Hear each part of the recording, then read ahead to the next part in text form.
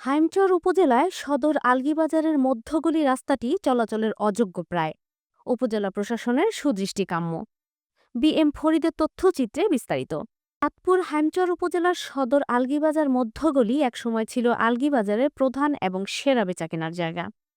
আলগীবাজারে প্রায় ২,০০০ দোকান রয়েছে, ২০টির মতো ব্যাংক, উপজেলা স্বাস্থ্য কমপ্লেক্স, হাইমচর থানা, পল্লী বিদ্যুৎ অফিস, সাব রেজিস্ট্রার অফিস সহ গুরুত্বপূর্ণ প্রতিষ্ঠান নিয়ে আলগীবাজারটি জমজমাট চরাঞ্চল সহ প্রতিদিন হাজার হাজার কাস্টমারের কেনাকাটায় মধ্যগলি রাস্তাটি ছিল সকলেরই সুপরিচিত। বর্তমানে এই গলিতে প্রায় ২০০ দোকানদার রয়েছে। সামান্য বৃষ্টি হলে ডোবা নালার মতো পানি জমে তৈরি হয় জলাবদ্ধতা। আর এর সাথেই দুর্ভোগের শেষ নেই মধ্যগলি ব্যবসায়ীদের। বর্তমানে জনসাধারণের চলাচলের অযোগ্য হয়ে পড়েছে রাস্তাটি। কাস্টমার শূন্য হয়ে গেছে প্রায়। মাস শেষে লোকসান গুনতে হয় ব্যবসায়ী ভুক্তভোগীদের।